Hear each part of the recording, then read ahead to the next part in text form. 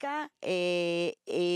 Así que por favor sigan orando por ellos que se recuperen. La escritura esta mañana es de Juan 15, el versículo 12 al 21. Jesús dijo: este es mi mandamiento, que se amen los unos a los otros, así como yo los he amado. Nadie tiene un amor mayor que este, que uno dé su vida por sus amigos.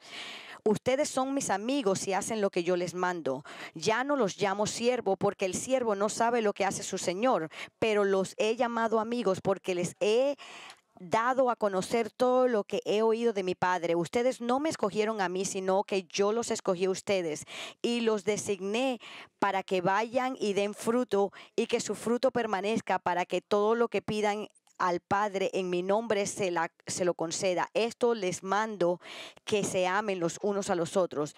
Si el mundo los odia, sepan que me ha odiado a mí antes que ustedes. Si ustedes fueran del mundo, el mundo amaría lo suyo, pero como no son del mundo, sino que yo los escogí de entre el mundo, por eso el mundo los odia. Acuérdense de la palabra que yo les dije: un siervo no es mayor que su señor. Si me persiguieron a mí, también los perseguirán a ustedes.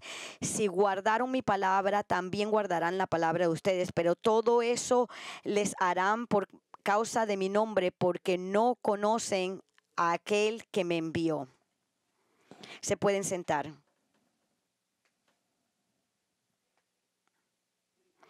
Por favor, únanse conmigo en oración. Padre querido, celestial, es un consuelo para nosotros saber que tú nos amas. Cada uno de nosotros en nuestros corazones entendemos la profundidad de nuestros pecados, cómo nosotros consistentemente nos hemos rebelado en contra de ti, y aunque a lo mejor no sea por fuera, por dentro lo hemos hecho, y el impacto eso tiene.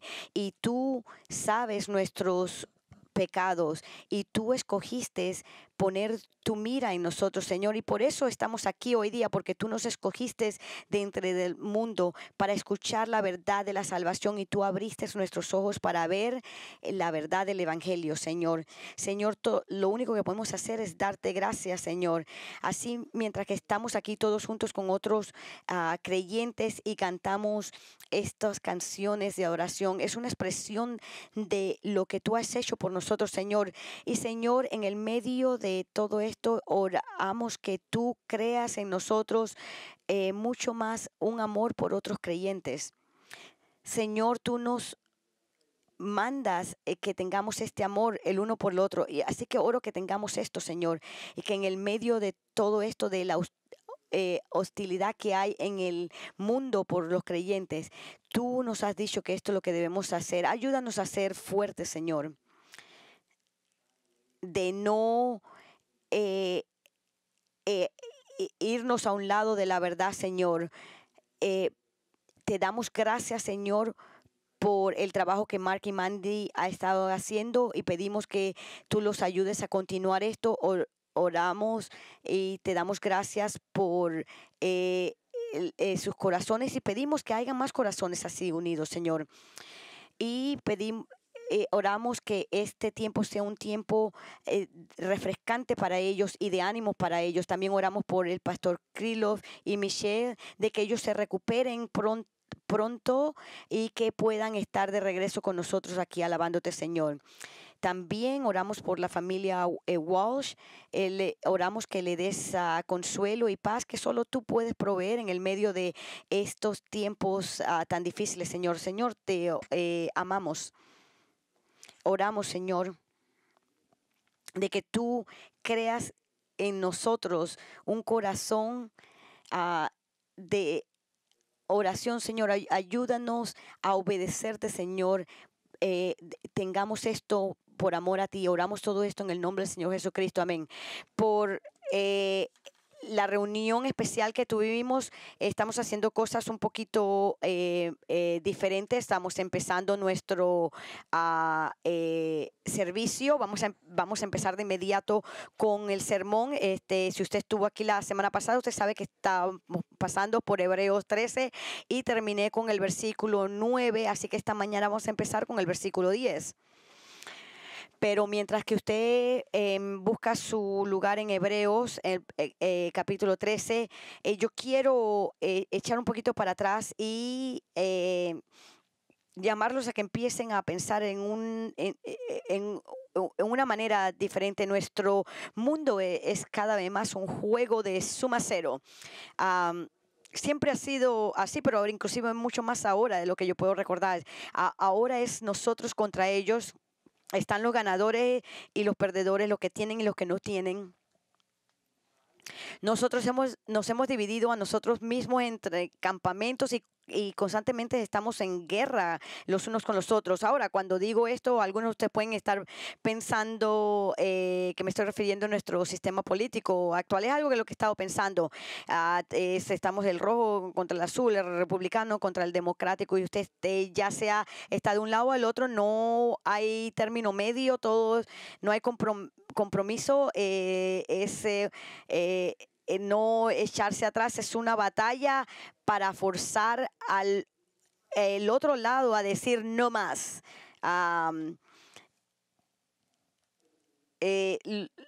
Los ciudadanos del otro lado con diferentes puntos de vista nos estamos viendo los unos a los otros como enemigos. Ese tipo de pensar no es limitado a la política. Esto lo hemos visto expuesto con esto de la pandemia. Piensen en las divisiones. Están vacunados contra no vacunados, las máscaras contra sin máscaras, mandatos versus libertad. Inclusive en esto hemos visto diferentes elementos que han salido a relaciones raciales. Tenemos los movimientos de vidas negras que importan contra todas las vidas importan. El racismo en todas partes o racismo en ninguna parte. Y cómo pasamos en esto, estas batallas continúan, explicados económicamente, capitalismo basado en derechos individuales versus socialismo del bien común. De hecho, hay un elemento de cómo América, inclusive en nuestro país, se ve en el mundo. Esto evoca imágenes de la Guerra Fría de cuando yo estaba pequeño. Era los Estados Unidos contra Rusia, y ahora pues tenemos tantas cosas. Y mi punto de esto es que todo el mundo está tomando lugares. Vemos a nuestra nación, en nuestro mundo que está dividido en casi todo, nosotros en contra de ellos. Mientras que en el pasado se decía, bueno, escojan su montaña para morir, y ahora es como que están muriendo en cada montaña, ¿no? Y tenemos que ver también la posición del mundo con los cristianos, porque los cristianos pueden fácilmente perder el enfoque en el medio de todo esto de lo que realmente somos llamados a hacer. Nosotros debemos supuestamente tener una mente unida. Hay un montón de escrituras que nos dice eso. Les voy a leer en Hebreos 12, voy a leer el versículo 1 y después la primera parte del versículo 2. Dice: por tanto, puesto que tenemos en derredor nuestro tan gran nube de testigos, despojémonos también de todo peso y del pecado que tan fácilmente nos envuelve, y corramos con paciencia la carrera que tenemos por delante, pues puesto los ojos en Jesús, el autor y consumador de la fe, quien por el gozo puesto delante de él soportó la cruz. Esto nos está diciendo claramente que debemos tener nuestros ojos puestos en Jesús, entendiendo que Él es todo. Pero parece que nos enredamos tanto en estos asuntos seculares y divisiones que perdemos de vista quiénes somos nosotros, de manera que inclusive en el medio de cristianos se convierte en nosotros contra ellos. Nosotros tomamos posiciones sobre los acontecimientos de nuestros tiempos, y eso se convierte en marcas espirituales, y si no somos cuidadosos dividimos cristianos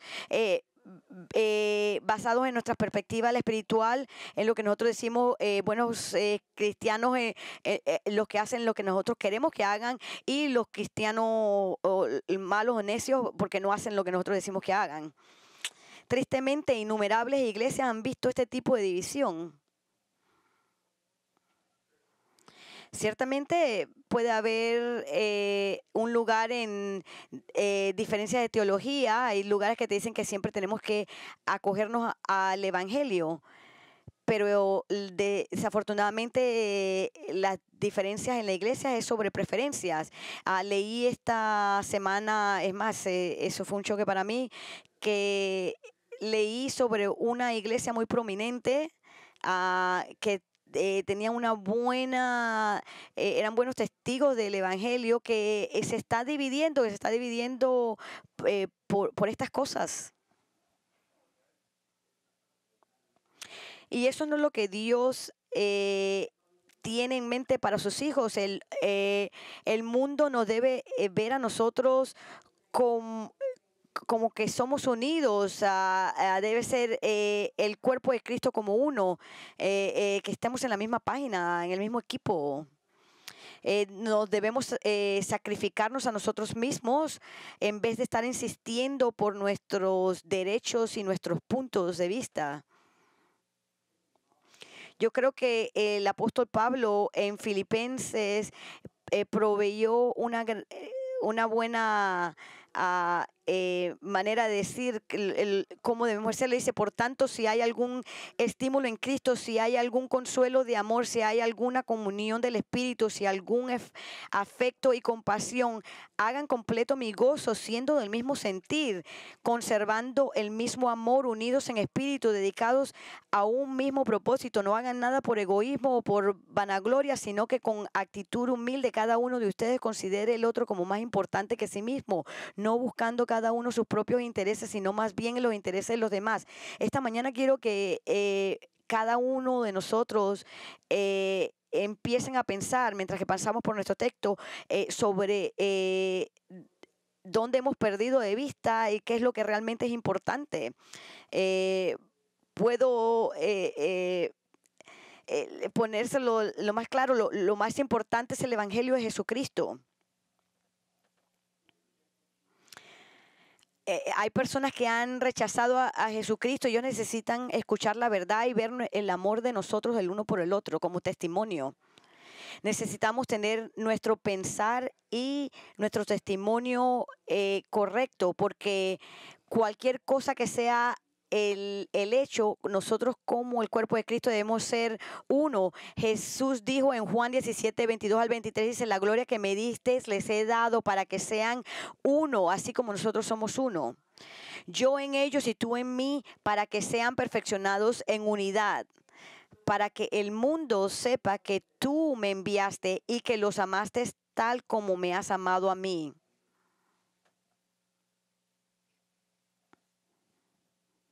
Esta mañana vamos a estar mirando un pasaje de escritura que apunta hacia Jesucristo, y espero que también nos ayude por las verdades que están en el texto a pensar lo que realmente significa estar unido en comunión en Cristo.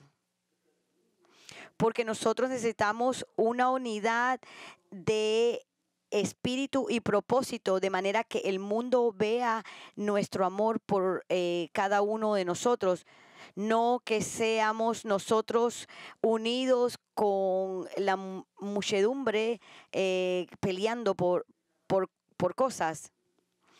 Y como les recuerdo cada vez que predico de Hebreos, este libro fue escrito originalmente para los creyentes judíos que habían dejado el judaísmo y sus prácticas, habían venido a Jesucristo como su Mesías, pero enfrentaron adversidades y dificultades. Para ellos la religión era el templo y los sacrificios en el templo, pero el venir a Cristo, ellos estaban dejando todo eso atrás, y algunos de ellos estaban preguntándose, a lo mejor ¿es suficiente Jesús? Necesito a Jesús más los rituales. No, no puedes añadirle a Jesús. Jesús lo hizo todo. Y el sumario todo de las enseñanzas es que los viejo sacrificio, lo que no podían hacer, Jesucristo lo hizo. Por ejemplo, en Hebreos 10:4 dice, porque es imposible que la sangre de toros y de machos cabríos quite los pecados. Lo que está diciendo que todas estas cosas que se hacían en el templo no podían lidiar con el pecado. Versículo 10 dice, por esa voluntad hemos sido santificados mediante la ofrenda del cuerpo de Jesucristo ofrecida una vez para siempre. Ciertamente todo sacerdote está de pie día tras día, ministrando y ofreciendo muchas veces los mismos sacrificios que nunca pueden quitar los pecados, pero Cristo, habiendo ofrecido un solo sacrificio por los pecados para siempre, se sentó a la diestra de Dios, esperando de ahí en adelante hasta que sus enemigos sean puestos por estrada de sus pies, porque por una ofrenda Él ha hecho perfectos para siempre a los que son santificados. Y mientras el escritor está terminando su carta, él está diciendo, enfocándose en Cristo, que Cristo lo ha hecho todo. Nuevamente, en nuestro texto esta mañana está reforzando estas verdades.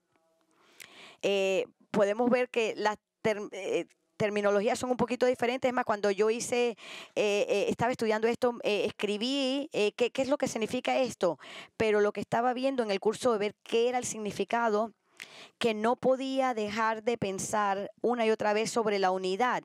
Y creo que una de las aplicaciones de la verdad que vamos a estar estudiando es que esta es una evidencia de la unidad que debemos de tener. De hecho, mientras que voy al texto, vemos como el sumario que está ahí, ¿verdad? Y esto lo vamos a ver. Voy a empezar con el versículo 10 al 14, lo voy a leer todo entero y después lo vamos a ver paso por paso. Hebreo 13, 10 al 14 dice, nosotros tenemos un altar del cual no tienen derecho a comer los que sirven en el tabernáculo, porque los cuerpos de aquellos animales cuya sangre se lleva al santuario por el sumo sacerdote como ofrenda por el pecado son quemados fuera del campamento. Por lo cual también Jesús, para santificar al pueblo mediante su propia sangre, padeció fuera de la puerta. Así pues, salgamos a su encuentro fuera del campamento, llevando su oprobio, porque no tenemos aquí una ciudad permanente, sino que buscamos la que está por venir. Nuevamente, aunque cierta terminología no de inmediato nos llega a nosotros, vamos a ver lo que realmente está diciendo con todo esto. Cada uno de nosotros, vemos en la primera parte, en versículo 10, dice, cada uno de nosotros ha sido santificado en Cristo. Nuevamente, cada uno de nosotros ha sido santificado en Cristo. Hay lenguaje aquí que nos parece un poco extraño de sacerdotes, sumos sacerdotes, de animales y eso. Pero para los que la audiencia original judía que estaba escuchando esto, estaba muy familiarizado con estos rituales y celebraciones del Antiguo Testamento, y ellos entendían el sistema sacrificial de animales de sacrificios. Todo es un juego en nuestros versos, y esto es lo que él está haciendo aquí. Él empieza y nos dice que tenemos un altar donde nosotros tenemos un altar del cual no tienen derecho a comer los que sirven en el tabernáculo. Él está poniendo una imagen que sería llamar a la mente de los originales destinatarios de esta carta qué es lo que está sucediendo. Y a veces usamos la palabra altar. En algunas iglesias hacen llamadas al altar, o los pastores pueden discutir sobre dejar una carga en el altar, pero ese es un lenguaje figurado en comparación con el Antiguo Testamento, porque el Antiguo Testamento había un mueble construido específicamente. En Levíticos 1, empezando en el versículo 5, vemos que dice, entonces degollará el novillo delante del Señor, y los sacerdotes, hijos de Aarón, ofrecerán la sangre y la rociarán por todos los lados sobre el altar que está en la entrada de la tienda de reunión. Después sollará el holocausto y la cortará en pedazos. Y los hijos del sacerdote Aarón podrán fuego en el altar y colocarán leña sobre el fuego. Luego los sacerdotes, hijos de Aarón, arreglarán los pedazos, las cabezas y el cebo sobre la leña. Como vemos, estos eran sacrificios que se hacían hacia Dios, y esto se hacía una y otra vez, y el escritor está diciendo, lo está haciendo bien claro, que es algo que no necesitamos más. Tenemos un altar, pero es completamente diferente a lo que su mente cree que necesitamos. Porque él está diciendo que toda esta sangre de los animales ya no es necesario.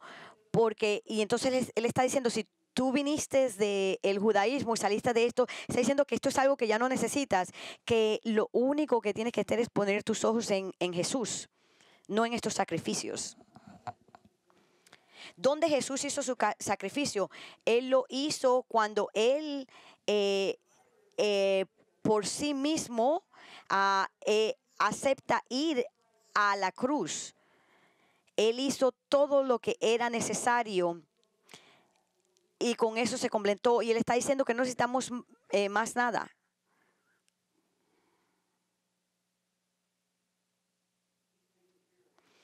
Jesús se ha lidiado con su problema del pecado. No necesitamos más nada.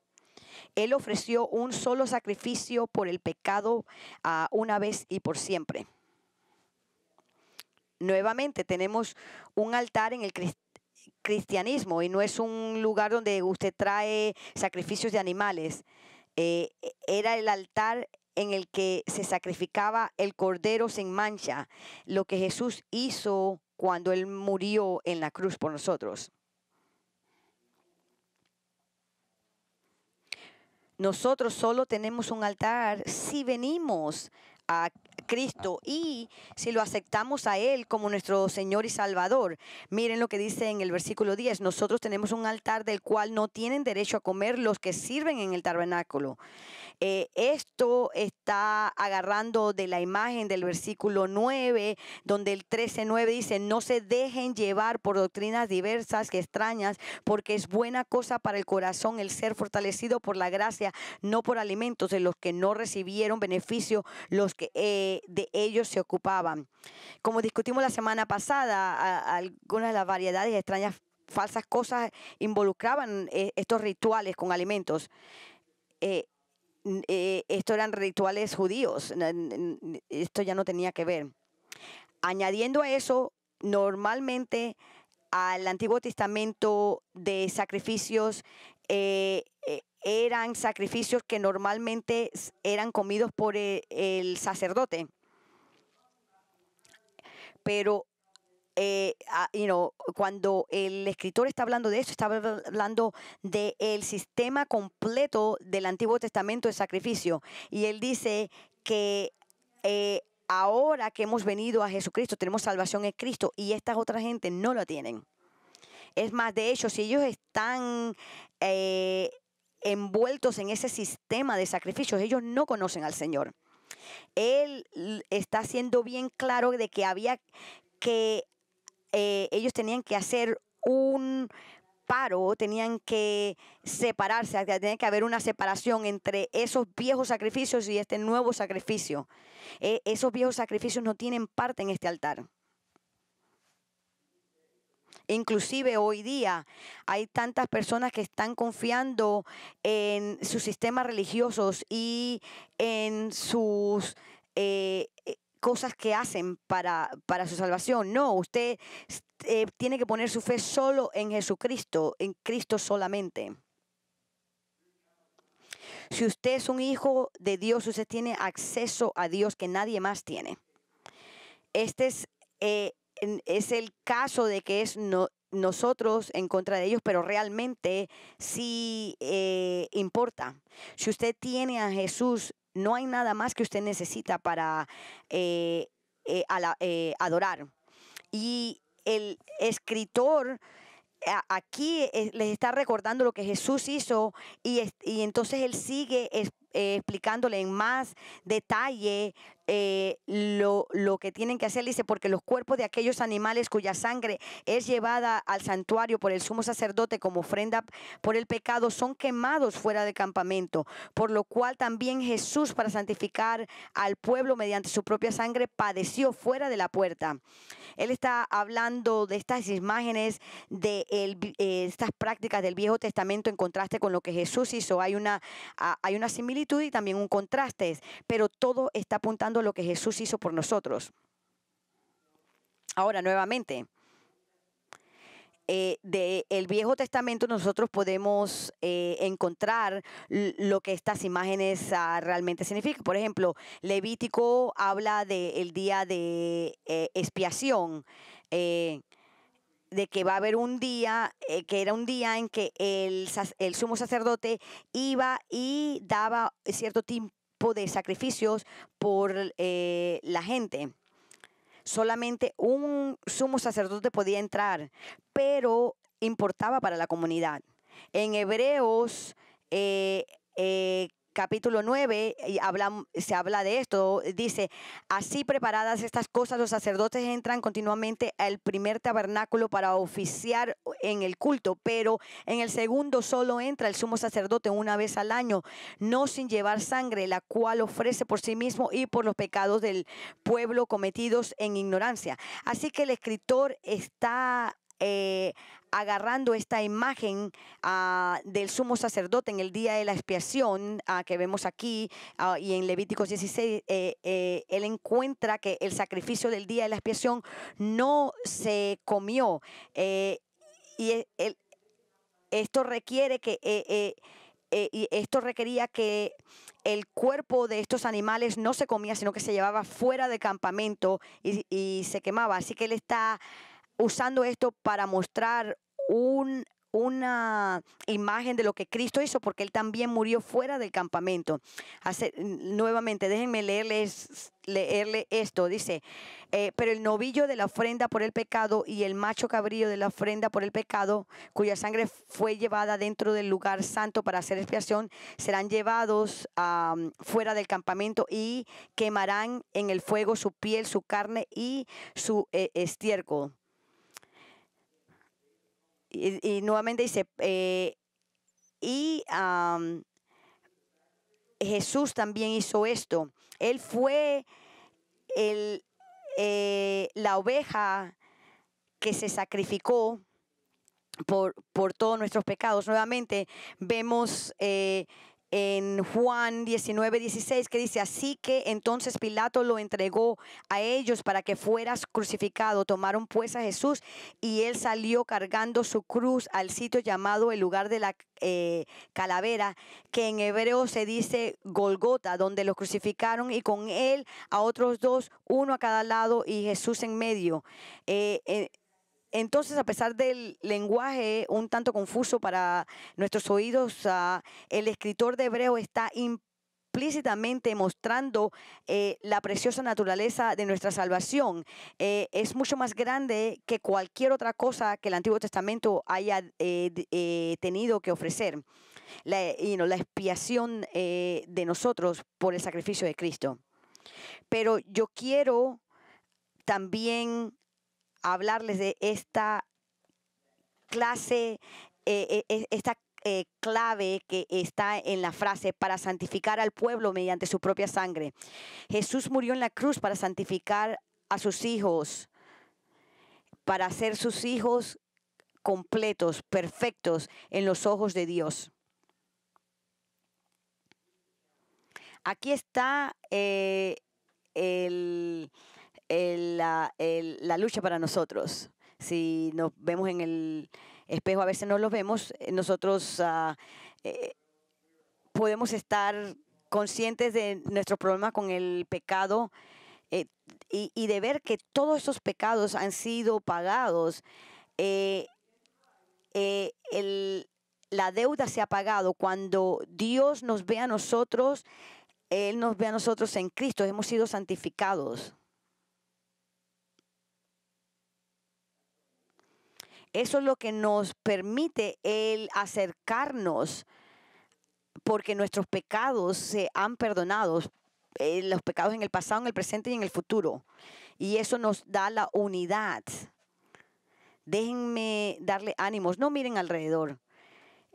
Póngase a pensar en otros creyentes alrededor de ustedes. Usted está aquí en Lakeside, pero usted puede pensar afuera de eso también. Y también le diría que piense en creyentes con los que los ha molestado a ustedes, con los que ustedes han tenido desacuerdos. A lo mejor ellos los hace usted enojados o frustrados. Entiendan esto, que ellos son santificados delante de Dios porque Cristo murió y pagó por el pecado de ellos. Y usted es santificado en Cristo. Debemos ser santificados mostrando amor a otros. Si Dios estaba dispuesto a mandar a su Hijo para morir por ellos y hacerlos santificados, ¿quiénes somos nosotros para rechazarlos? Dios quiere que seamos uno. Cada uno de nosotros está santificado en Cristo y debemos estar unidos, debemos actuar de acuerdo a como Dios quiere que lo hagamos. Así que la primera marca de nuestra unidad en Cristo es que cada uno de nosotros ha sido santificado en Cristo. Y la segunda es que estamos cada uno llamados a sufrir en Cristo. Cada uno estamos llamados a sufrir como Cristo. El versículo 13 tiene eso, dice, así pues, salgamos a su encuentro fuera del campamento llevando su oprobio. Ahora, en el contexto original, Jerusalén era el centro de todo para la persona judía, eso es donde el templo estaba. Así que para ellos estar en Jerusalén era todo. Pero Jesús fue sacado fuera de la puerta, fuera de Jerusalén. No de literalmente la ciudad, pero lo que representa del templo y los de sacrificios de animales. Él los está llamando para que dejen todas esas tradiciones. Tiene que haber un de parto completo, tiene que haber ese corte completo entre todas esas tradiciones y lo que Cristo hizo. Nuevamente, para una persona judía, el irse del templo y de todas estas tradiciones devastador. Yo tengo un amigo al cual yo le testifiqué por muchos años, era judío, y recuerdo que cuando yo lo presioné hace unos años atrás, él me dijo, si yo hago lo que tú me dices, voy a perder mi familia. Esa es la clase de llamado que se está haciendo aquí. Él está diciendo a ellos, estamos viniendo a Cristo dejando todo atrás. Nos puede costar. Así que déjanos ir a Él fuera del campamento y teniendo todo el sufrimiento y la humillación que viene con esto. Nuevamente, ese es simplemente el costo de discipulado, de seguir a Cristo. Inclusive ahora hay muchas personas que escuchan la verdad del evangelio y están cerca.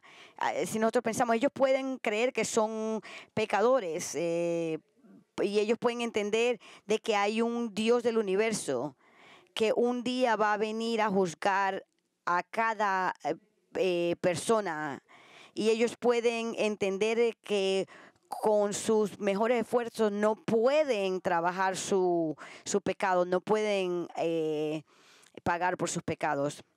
Pero cuando ellos son confrontados con la realidad de que tienes que dejar y tener el deseo de dejar todas estas tradiciones atrás, no quieren, no lo hacen. Tenemos que hacer esto. si tenemos a Jesucristo como nuestro Señor y Salvador, hemos hecho eso, hemos dejado todas estas cosas atrás.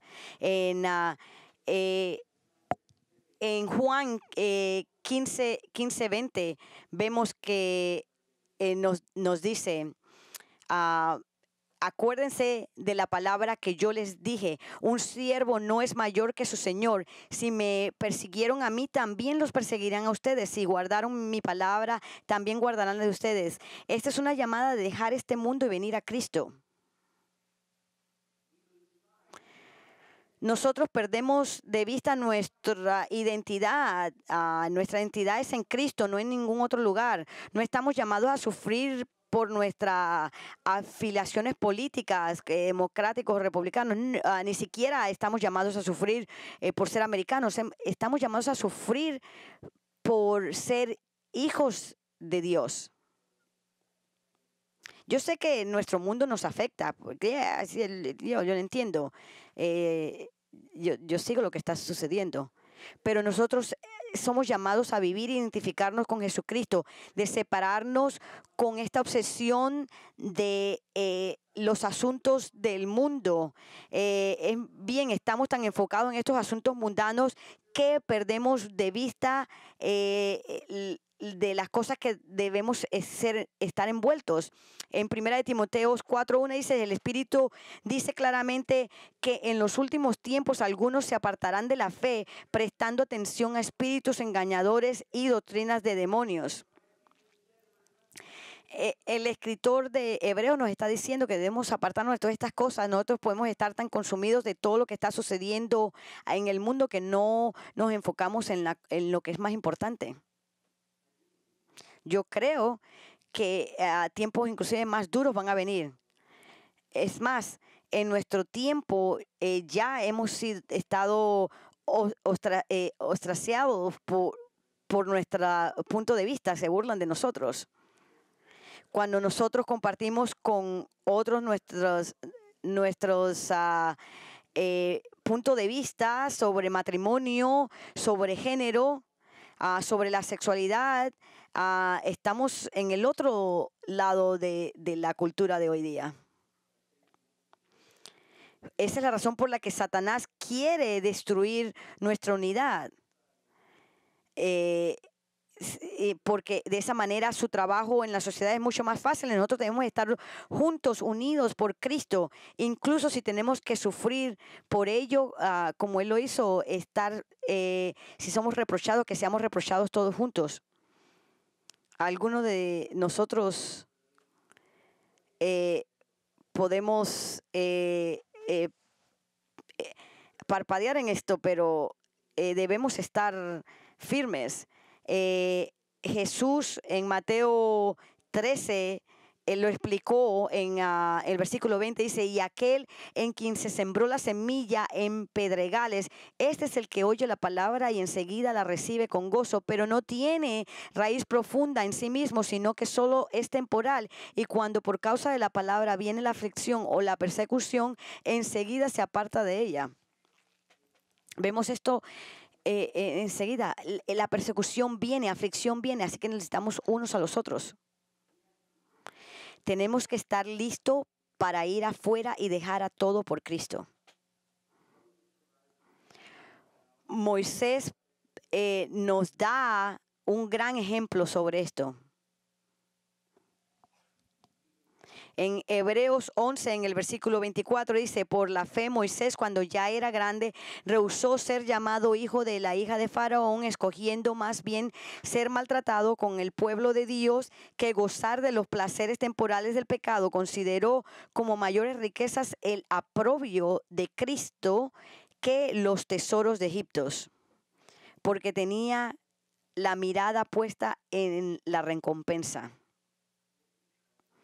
Cada uno de nosotros ha sido llamado a sufrir, a ser rechazado. Y también hemos sido llamados a sostener los problemas de cada uno.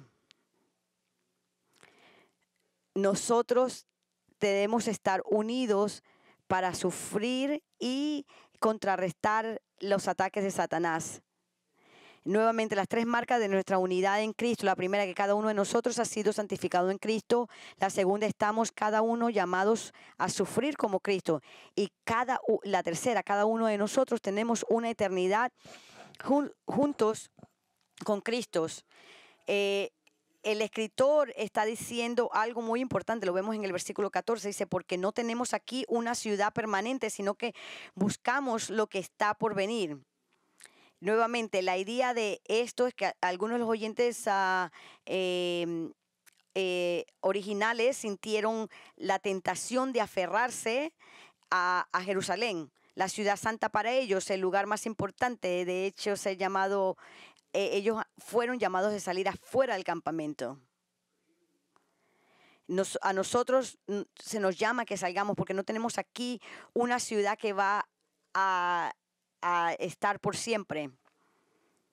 Siempre vemos que toda gran civilización cae, toda gran ciudad termina destruida. Si usted mira alrededor del mundo, todo lo que vemos, esto sucede, nada de esto es duradero, todo esto es pasajero. Nada aquí es permanente. Pero nosotros vamos a estar con nuestro Señor por siempre. Por eso que es muy peligroso poner nuestra esperanza en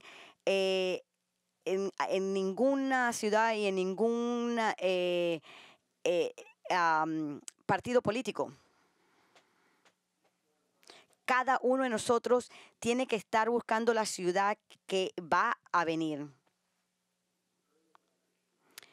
Temprano en mi camino cristiano me recuerdo que Devin me mostró este pasaje, Juan 14, 2 al 3, dice, en la casa de mi padre hay muchas moradas. Si no fuera así, se lo hubiera dicho, porque voy a preparar un lugar para ustedes. Y si me voy y les preparo un lugar, vendré otra vez y los tomaré a donde yo voy, para que donde yo esté, allí estén ustedes también. Yo estoy esperando por esta realidad. Entre más este mundo está fuera de control, entre más dolor y sufrimiento yo veo, más quiero yo estar con Cristo. Pero aquí está el recordatorio de todo esto. Usted va a estar ahí conmigo. Piense sobre eso. Si no somos cuidadosos, vamos a estar, podemos ser tan egoístas y mezquinos que podemos estar batallando a personas. Y estas son las personas con las que vamos a pasar la eternidad. Y eso va a ser un poco problemático para usted, porque se va a estar con ellos por siempre. Y eso no es una maldición de Dios, eso es una bendición de Dios. Una bendición por siempre. Déjenme animarlos. Yo entiendo que a veces es difícil llevarnos bien con ciertas personas. Cuando yo lucho con esto, yo vengo al texto del libro que Dios me dio para saber cómo relacionarme con estas personas, qué es lo que tengo que hacer. La palabra que Dios nos dio para traernos a cada uno de nosotros a salvación. Y esa también es la palabra que Él usa para hacer que nosotros nos unifiquemos en el cuerpo de Cristo. Él murió para que nosotros podamos ser uno en Él, para que podamos ser unificados. Nosotros debemos tratar eso con la seriedad que se merece. Yo voy a cerrar con la lectura del Evangelio de Romanos 8, del versículo 35 al 39. Dice, ¿quién nos separará del amor de Cristo? ¿Tribulación o angustia o persecución o hambre o desnudez o peligro o espada? Tal como está escrito, por causa tuya somos puestos a muerte todo el día, somos considerados como ovejas para el matadero. Pero en todas estas cosas somos más que vencedores por medio de aquel que nos amó. Porque estoy convencido de que ni la muerte, ni la vida, ni ángeles, ni principados, ni lo presente, ni lo por venir, ni los poderes, ni lo alto, ni lo profundo, ni ninguna otra cosa creada nos podrá separar del amor de Dios que es en Cristo Jesús nuestro Señor. Déjenme animarlos. Ninguna de estas cosas nos pueden separar del amor de Cristo. Ellos no deben separarnos del amor del uno por nosotros.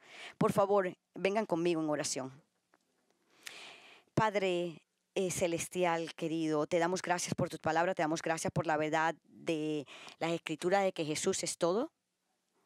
De hecho, Padre, a lo mejor hay algunos aquí que está fuera del cuerpo de Cristo, así que oramos por ellos, de que tú le abras los ojos hoy día, de que ellos vean que son pecadores delante de ti y que todo pecador está corto de la gloria de Dios y el pago por eso es la muerte, Señor. Pero tenemos salvación, la salvación que Jesús provee para todo aquel que cree en Él. Y esta es la expiación de nuestros pecados en Él. Señor, oramos que muchos vengan a salvación. Oramos, Señor, que nosotros seamos unificados como un testimonio para ti hoy día. Señor, ayúdanos a amarnos unos a los otros como el cuerpo de Cristo. Señor, te damos gracias por nuestra llamada de salvación. Señor, te damos gracias por nuestro llamado común y esperamos el día en que estemos juntos contigo, Señor, por toda eternidad. Señor, oro que tú trabajes en el corazón de todos aquellos aquí en Lakeside. Ayúdanos a enseñar nuestro amor por cada uno. Ayúdanos a ser un testimonio para el mundo, de manera de que todos sepan que los discípulos, somos tus discípulos aquí en Lakeside por nuestro amor por cada uno. Ayúdanos, Señor. Pedimos todo esto, Señor, en el nombre precioso de Jesucristo. Amén.